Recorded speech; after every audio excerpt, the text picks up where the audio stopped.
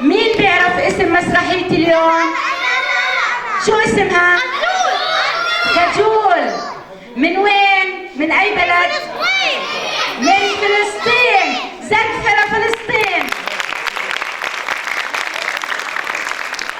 وزقفة للمخرج أسامة المصري، ونادوا لنا عمو خجول عشان يقدم لنا المسرحية. يلا مع بعض النادي عمو خجول. يا خجول. عمو خجول.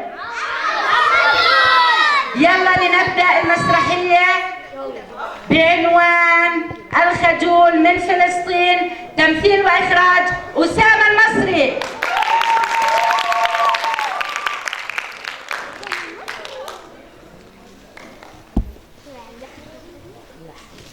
مفيش صوت. يلا خلاص. بابا جاب لي كلبي حبيته من قلبي، بيهز اللي بإيده وبيقعد على جنبي، بيعوي عو عو، بيعوي عو عو عو عو عو. قلبي حلو كتير يصحى من بكير، أنا كل العصافير في عنواني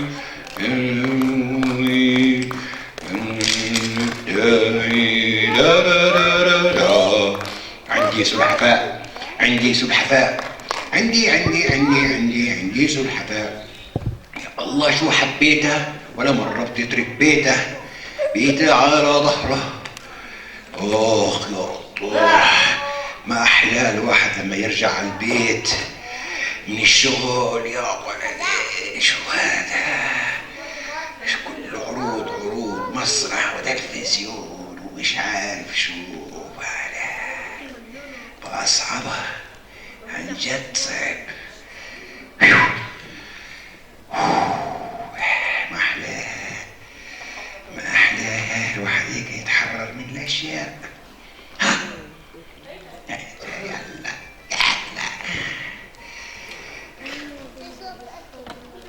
مرحبا، كيف الحال؟ انتوا قاعدين هون وانا مش شايف، متقفز كتير، متقفز عن جد.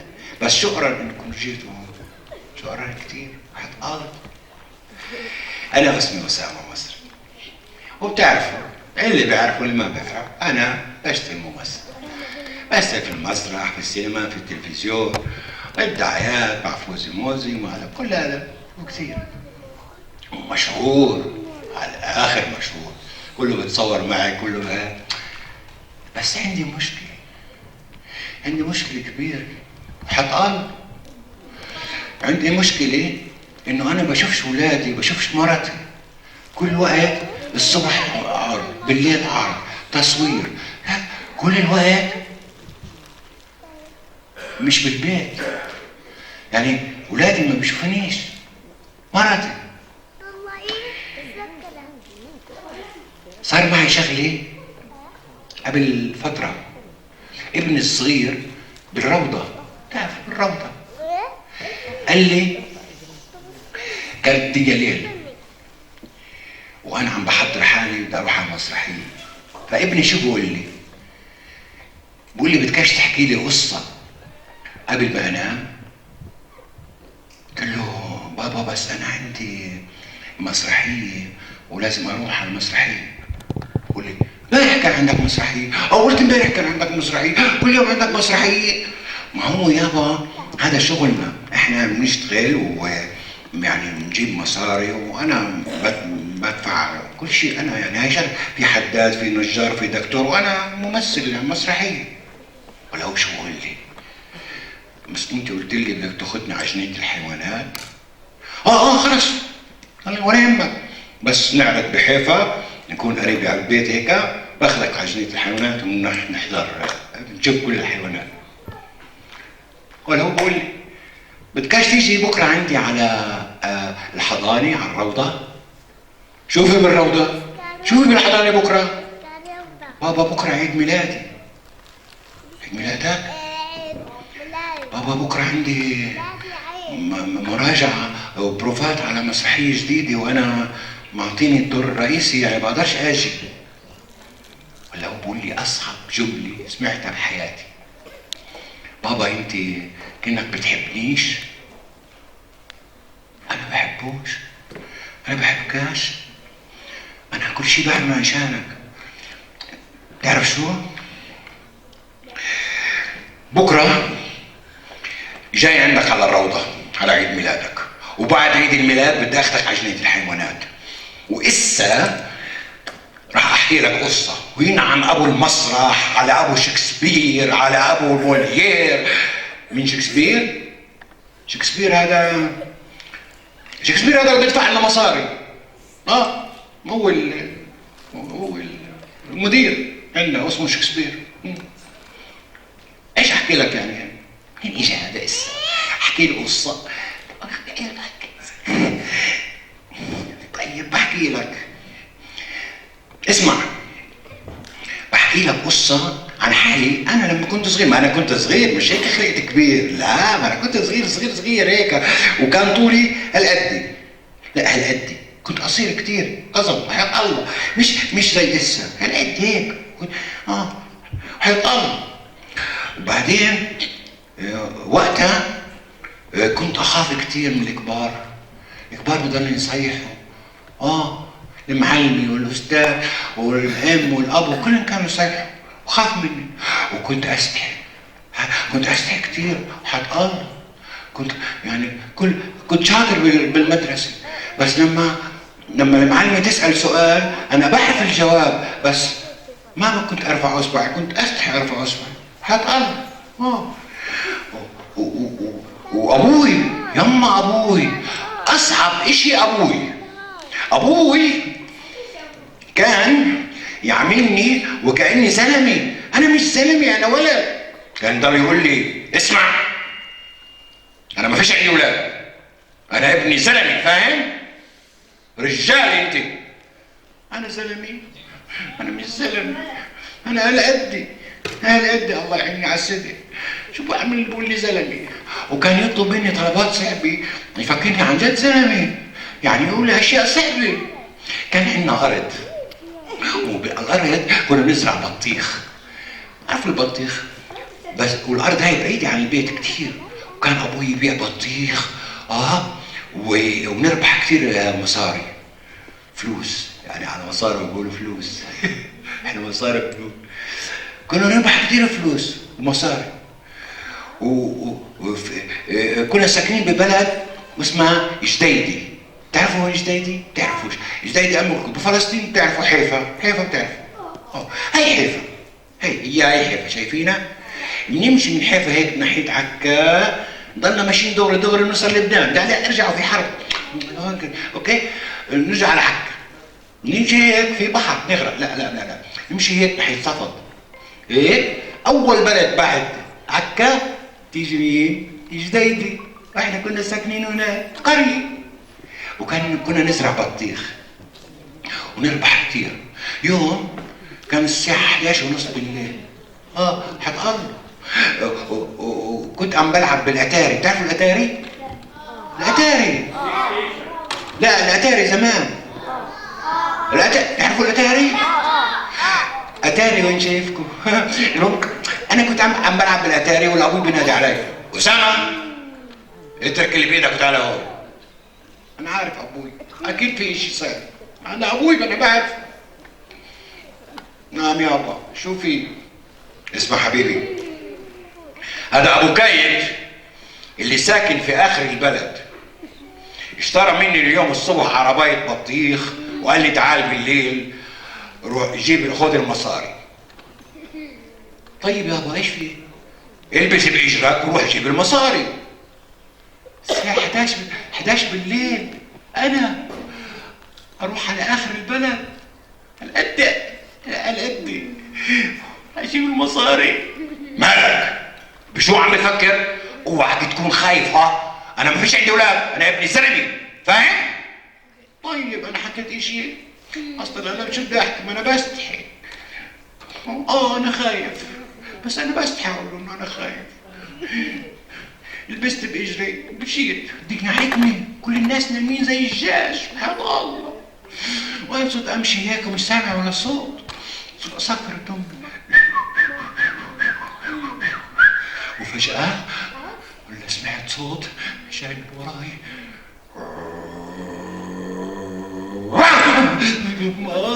ايش هذا؟ اسد؟ لا شو اسد؟ فيش عندنا اسودي، كلب، وانا بخاف من الكلاب.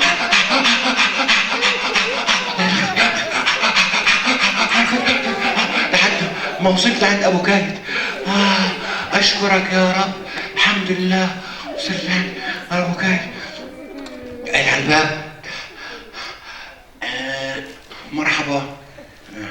مرحبا عمو، بسلم عليك ابوي وبقول لك اعطيني المصاري حق البطيخ. انت ابن ابوه؟ انا ابن ابوه. اعطاني المصاري وحطيتهم بجيبتي. طب هسه بدي اروح على البيت، كيف بدي اروح على البيت ومع مصاري؟ لا بركي هاجم علي حرامي. بسرقني كلي، ما انا هالقدي، لا هالقدي، الله يعيني على الصدق. شو بدي اعمل؟ معي مصاري، الدنيا حكمي. شو بدي اعمل؟ سبيد.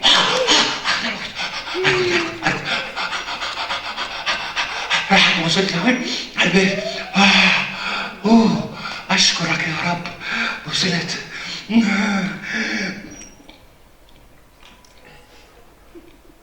يذكر يابا انا وصلت. يابا افتح يابا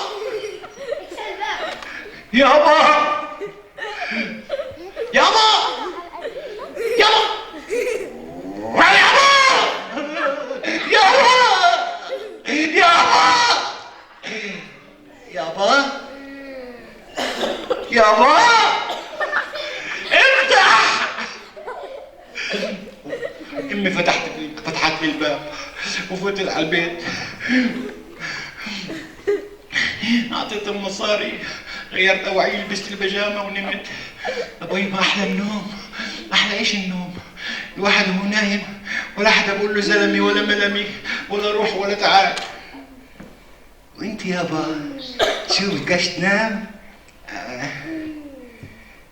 كمان قصة؟ طب نام انت، طب غطي حالك، غمض عينيك وانا عم بحكي لك، غمض عينيك. طيب؟ منيح هيك. طيب اسمع، ذكرت كمان قصة. هاي بالمدرسة، ما انا عندي هسه بس تكبر رح تروح على المدرسة، مش رح ادلك بالروضة. بالمدرسة كنت احب العب فوتبول، وكان في بصفنا واحد اسمه كريم. هذا كريم زنخ ومفكر حاله لعيب الفوتبول هذا المشهور، ايش اسمه؟ بيفسي؟ لا مش بيفسي. ايش؟ ايش اسمه؟ ميسي؟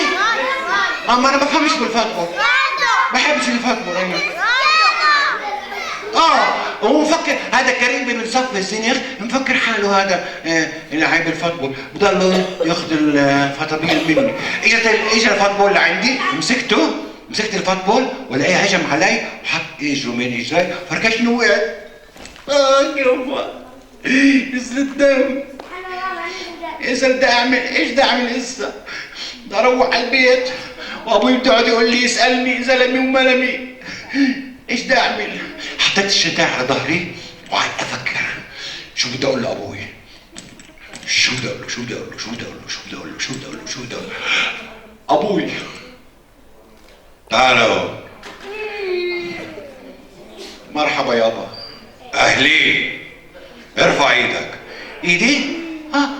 مش هاي يابا مال ايدك يابا. كنت في المدرسه نلعب بالفوتبول والمدرسه وقعت على ايدي. ايه العكس يعني، مش عارف تحكي كمان. اسمع، فوت على البيت، غير اواعيك، كلك لقمه، وانزل على الدكتور خليه يفحصك، بركي ايدك مشروخه ولا مكسوره ولا شيء. تركني وراح على ارض البطيخ. شو اروح عند الدكتور؟ انتوا عارفين وين الدكتور؟ فيش عندنا دكاتره بالبلد. بدك تنزل تركب بالباص وتروح على عكا، هناك الدكاتره. ما كانش في دكاتره هناك يومتها. وبعدين هناك عند الدكتور شوفي كله نسوان، وكل واحدة قاعدت لي هيك تحكي معها تاني شو طبخت اليوم؟ والله الرز من هذا الرز حاجة الله، والتاني فستانك جاهز ولا تفصيل؟ وانا قد صغير ما حدا راح يهتم لي. بستحي انا بستحي، بديش اروح على الدكتور. اتذكرت اشي، امي عندها بالمطبخ في خزانه بيضة. هاي الخزانه البيضة مرسوم عليها بالاحمر هيك صليب احمر وهلال احمر، وجوا فيها دوايات. ايش جمع دواء؟ ايه؟ ايه شكرا لكم، علمتوني كلمه جديده. ايه ادويه؟ ادويه. استنى لازم اقولها 10 مرات. ادويه حفظتها خلاص. ادويه بقلبه في ادويه، وهناك بالادويه في علبه فيها برهم هيك اسود، دائما امي بتحط لي على الجرح، بحط منه خلص بدي اروح على الدكتور. بدي اروح على الدكتور. يلا اياها العلبه.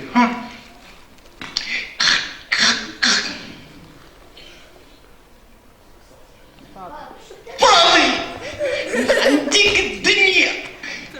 ايش بدي اعمل هسه؟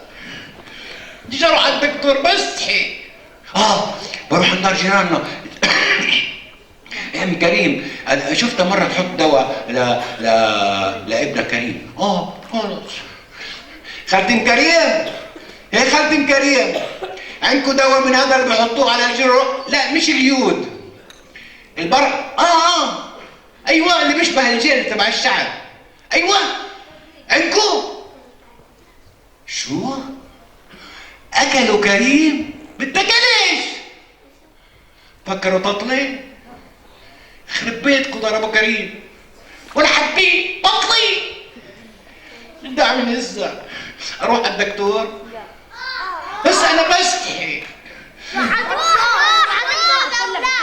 طيب خلص بروح. رحت لبست اوعيه واكلت ورحت على الدكتور. ركبت الباص وصلني لوين؟ على عكا، وبعكا نزلت من الباص. انا بعرف وين الاشاره الضوئيه الثاني. بنزل وبروح عند الدكتور. وقفت تحت قعدت افكر، اطلع ما اطلعش، ما بديش اطلع بستحي. تذكرت اشي. جنب الدكتور في صيدليه فرماشيه، بتعرفوا وين بيبيعوا الادويه حلوه الكلمه علمتوني اياها. هناك بشتري الدواء. خلص ما انا معي مصاري، ما ابوي مفكرني زلمه كثير بعطيني مصاري، حق الله كان يعطيني كثير مصاري. رحت عنده هيك، مرحبا عمو، عندك دواء من هذا اللي بحطه؟ ايوه هذا قد حقه 7 شيكل. اعطيته 10 شيكل، رجعني 3 شيكل، اخذت المصاري ولوين؟ على الباص. بعدين طلعت بالباص لوين؟ على جديدي، على بلد عندنا. فوت على البيت، فيش حدا بالبيت، امي عم تشرب قهوه عند الجيران، وابوي بارض البطيخ. على شيء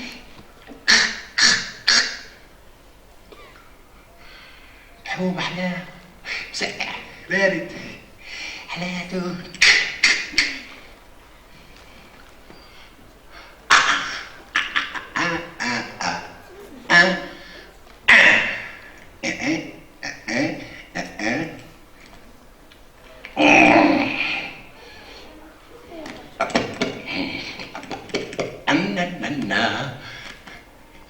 ورحت وعملت حالي نايم.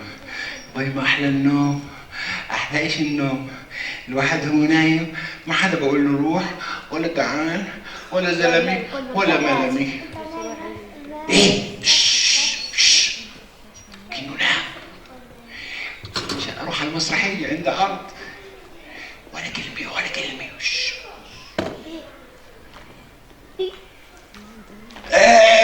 بعدك فايق؟ بدي اجيب مي. تشرب مي؟ كاش مي؟ وانا بديش مي، خلاص بلاش.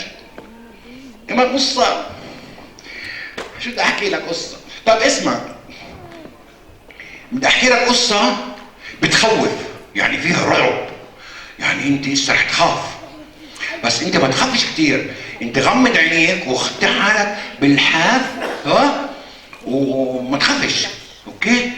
يلا غمض اشوف. حلو. بالحاف، ايوه. ايه احكي لك. هي مرة كنت العب انا واخوي الكبير، كنا نلعب لعبة بتعرفوها كلكم، جماد نبات حيوان انسان. حلوة اللعبة صح؟ تعال نلعبها وبلاش نعمل مسرحية. طب بعدين خلص بعدين اوكي. كنا نلعب انا جماد، انا واخوي جماد نباتنا حيوان، ولا ابوي بينادي علي اسامة اترك اخوك وتعال هون شوف، تعال. ابوي كمان مرة، ما انا عارف ابوي. نعم يابا. اسمع حبيبي، اخوك هذا اللي عم تلعب معه امبارح حرس ارض البطيخ بالليل للصبحيات لحاله. اولت امبارح ابن عمك اللي بصفك حرس ارض البطيخ بالليل للصبحيات لحاله. اليوم دورك، انت بدك تحرس ارض البطيخ بالليل للصبحيات لحالك. ايش؟ انا الانت احرس ارض البطيخ لحالي؟ مالك؟ بشو عم بتفكر؟ اوعك تكون خايف. ها انا ما فيش عندي اولاد، انا ابن الزلمه، فاهم؟ طيب انا حكيت اشي، بس انا خايف، بس هقول لكم سر. بس برحمة خليل ما تقولوا لحدا. طيب؟ مين خليل؟ طبعا اكيد في خليل واحد مات. انا بخاف اروح على ارض البطيخ بالنهار، بعيد كتير عن البيوت، كنت اروح بالليل لحالي. بالليل اجى اخوي اخذني بسيارته ووصلني لوين؟ على ارض البطيخ. هسه ارض البطيخ عندنا ايش في هناك؟ في عريشي وبقلب العريشي في تخت. انا قعدت هيك واخوي تركني وراح، والدنيا عتمه على الاخر ليل ومش عارف ايش بدي اعمل. وصرت اسمع اصوات، شو هذا؟ ايش هالاشياء؟ وفجأة ولا سمعت صوت من تحت التخت من ورا العريشي، ما دخيل الله سلاحف النينجا شوي ولا سمعت صوت جاي من بعيد، يما غوريلا. لا مش غوريلا، مفيش غوريلات، مش بدي اعمل لسه. يابا انا مش زلمي، انا ولد، ليش انت هيك بتعمل فيي؟ بطلت احبك، انت ابو قاسي مقاسي، مش احبك، مش بدي اعمل لسه. فجأة حسيت حالي بردان، بس الحافة بعيد قد طوله. برك طلع لي حنش ولا اشي. وبعدين حسيت حالي جوعان، بس الاكل حطيته هناك على الترك. قادر يا الله، ايش اعمل هسه؟ يا رب يا حبيبي يا الله، انت بتحب الاطفال صح؟ وانا اطفال. بدي اطلب منك طلب. انا بحياتي ما طلبت منك طلب صح؟ هي هاي اول مرة بطلب منك، ركز معي. اذا بتنفذ لي هذا الطلب بصير احسن ولد واشطر ولد بالعالم. هات الله، يعني بحياة الله انت الله. وبعدين ببطل امز سعاد بن صفي، وببطل ابزع على كريم، وببطل اشوف تحتي بالليل وانا نايم، وصير اصلي واصوم، واذا بدك كمان بتحجب. بس انت يعني ركز نفذ لي هذا الطلب. مش الليل طويل نعمله وكا قصير.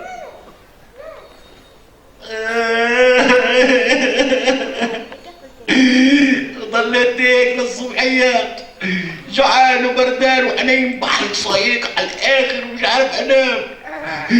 ومش لما طلعت الشمس سمعت زمور سيارة توت توت. اخوي حبيبي تعال خدني بسرعة. خدني اخوي ورحت على البيت وغيرت وحي ونمت. نمت عن جد هاي المرة. وهي ما احلى النوم. احلى ايش النوم؟ الواحد هو نايم ولا حدا بيقول له زلمي ولا ملمي ولا روح ولا تعال. بعدك فايق يا زلمي نام خلاص. اخر قصة. طيب بس انت غمض عينيك وانا عم بحكي يا اخي. طيب تعرف شو؟ النوم مش منيح وحتى بالنوم الواحد بصير معه وهو نايم بصير معه مصايب. هاي مرة كنت نايم. انا كنت نايم كنت عم بحلم. احكي لكم سر؟ بس برحمة سامي ما تقول لحدا. مين سامي؟ اكيد في واحد سامي. المهم انا هذا الحلم وانا صغير كنت احلمه وهسه انا صرت كبير بعدني بحلم نفس الحلم. احكي لكم الحلم؟ شو؟ طيب. الحلم هيك بكون انا هيك واقف باصابعي هدولي بكبس هيك وبطير فوق الناس فوق البيوت وهلام اصغر الناس زي النمل.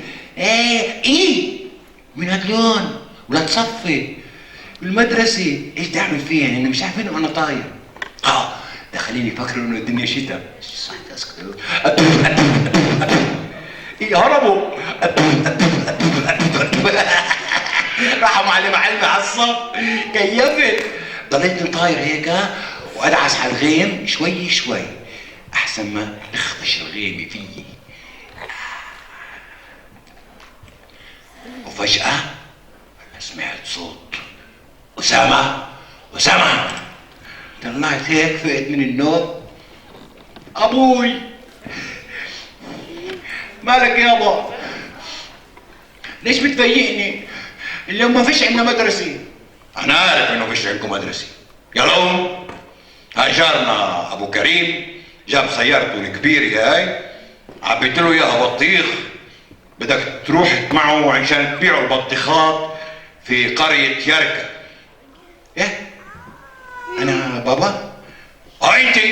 انت زلمي. يلا قوم فز. طيب ان شاء الله ابو هذا بضل يصيح. فيش عندكم ابو غيره؟ مش مهم هو مات. طيب هي بس اغسل. هي بس اغسل يابا.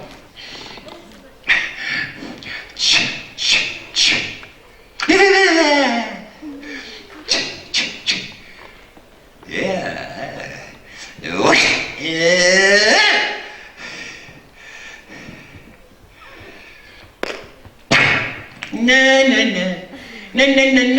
مش عم بتملكع يا رجال. بس بدي اغسل مصيح. شو ابو هذا؟ يلا يا راعي جاي. ها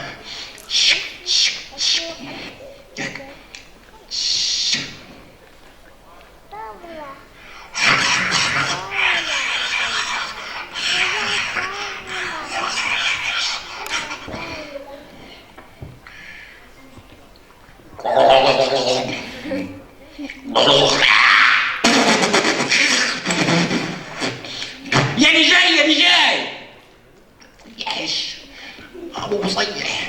يلا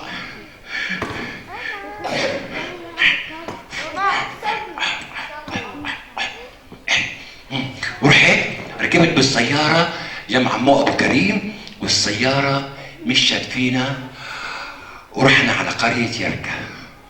وانا رجعت نمت صرت اشخر بخرش والسيارة ماشي. فجأة ولا سمعت صوت. فين وين؟ يلا قوم. يلا حبيبي وصلنا. وين وصلنا عمو؟ وصلنا قرية يركا. يلا قوم. عمو انا ايش لازم اعمل؟ حبيبي ابوك قال لي انك انت زلمه. شو اطلع بالسيارة من ورا وصور نادي على البطيخ، خلينا ننفذ على بكير، يلا. طيب يعني انا انادي؟ طيب شو انادي؟ ما انا بستحي. كيف بدي انادي؟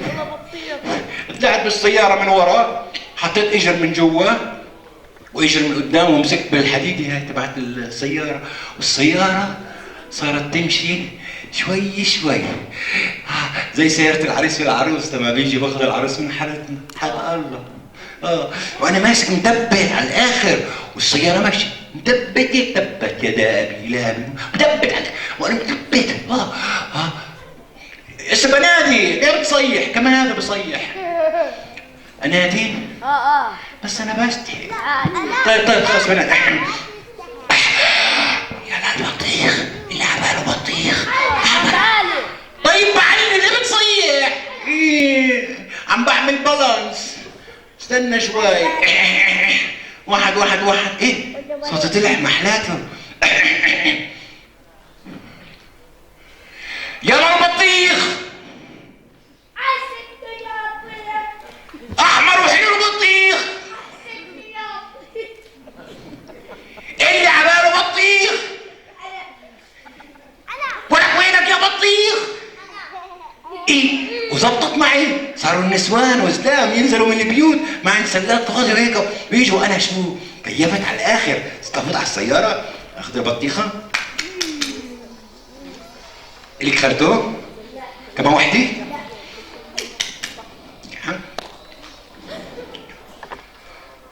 وانت كمان عمو؟ كمان؟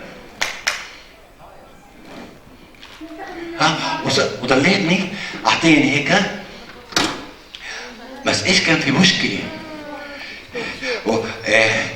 انا كنت اقول لكم السر. السر انه انا كنت شاطر كثير بالحساب، الجمع والزائد هيك. كنت كل واحد عارف قديش لازم يدفع. انت خلتوه عندك 18 شيكل ونص، بلاش النص بكفي 18 شيكل. وانت عموه عندك 22 شيكل ونص، بلاش النص بكفي 22 شيكل. انت يا عموه انت ماخد 30 شيكل ونص، بلاش النص بكفي 30 شيكل. هاي ابوي علمني اياها، قال لي زيد نص بعدين قيمه ببين انك نخصت. وهذا الزلمه ابو كريم واقف يتفرج علي مبسوط كيف انا هيك انا بحكي. بس ايش؟ كان في مشكله كبيره. كل هذولي اللي اشتروا لما يجوا يدفعوا المصاري ما يدفعوش لإلي، يدفعوا للسواق. مفكرين انه هو صاحب البطيخ. انا صاحب البطيخ. لسه بس ارجع ابوي يقول لي وين المصاري، شو بدي اقول له؟ هقول له يعطيني المصاري؟ بس انا بستحي. لا عادي انت زلمه. تعرف شو؟ ما هو بالاخر اكيد رح يعطيني المصاري عشان اوصل لابوي، بس نخلص اكيد رح يعطيني المصاري. خلصنا بيع وركبت بالسياره ومشت السياره على البلد وماشي واحنا ماشيين وانا افكر بعقلي اقول يا رب يعطيني المصاري، يا رب يعطيني المصاري. ولك اعطيني المصاري يا اخو الشلل، مش عم بعطيني. فجأة ولا وقف السيارة بعد ما مش واصلين على البيت بعيد. ولا هو شو بقول لي؟ يلا عمو يلا انت روح على البيت ماشي، وانا فايت هون عند دار ابو كايد اشرب لي فنجان قهوه وبلحقك بعدين. يلا روح. ايش؟ اروح على البيت بدون مصاري وعلى مع ابوي وزلمه ومش زلمه؟ ايش عامل هسه؟ شو هذا؟ بديش اروح لا استناه هون. ياهو في حجر بقعد عليه. مش راح اروح الا ما يروح. شو عم بيعمل جوا؟ عم بيحكي. جابوا له كولا، عم بيشرب كولا، يشرب سم. خلص ولا الا انت مكيف جوا مبسوط وانا هون قاعد بالشمس. الله يلعنك. جابوا له قهوه، رجع يحكي. حكاك حكيم خلص شوي ولا هو خلص؟ طلع معه مفاتيح سيارة. ايه ولك ما قلت لك روح؟ ما هو عمو عشان الفصا مش عارف تحكي. قوم وصلك.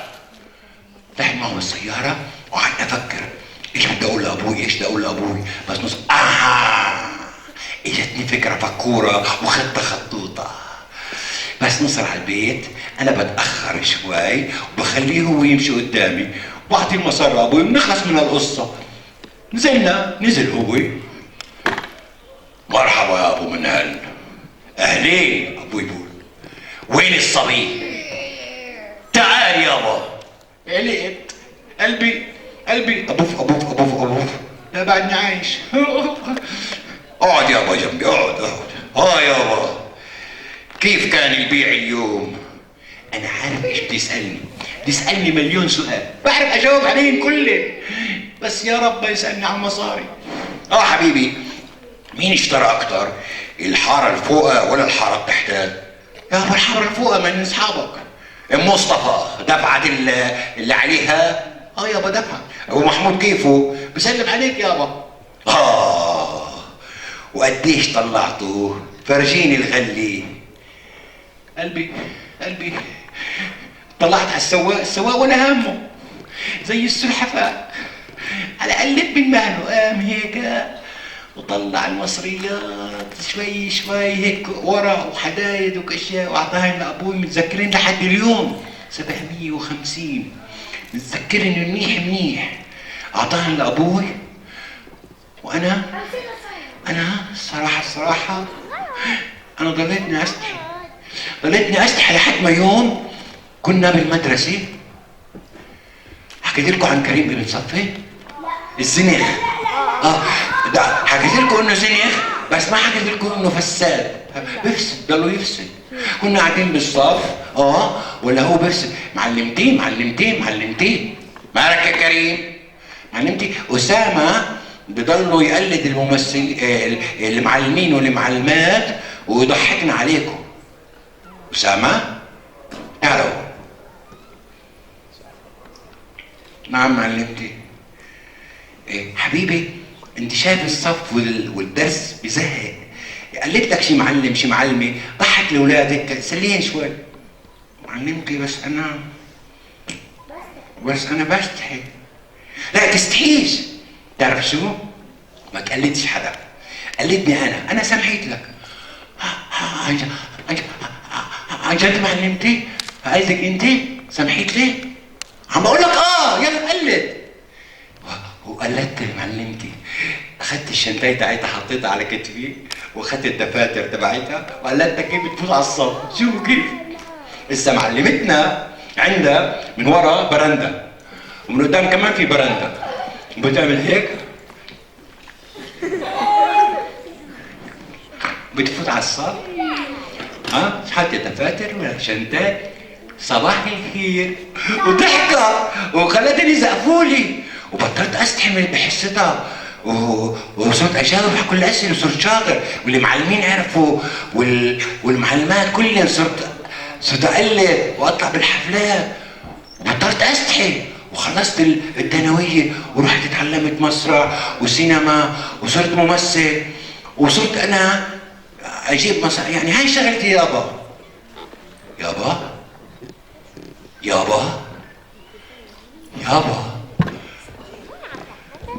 نام بلحق المسرحيه.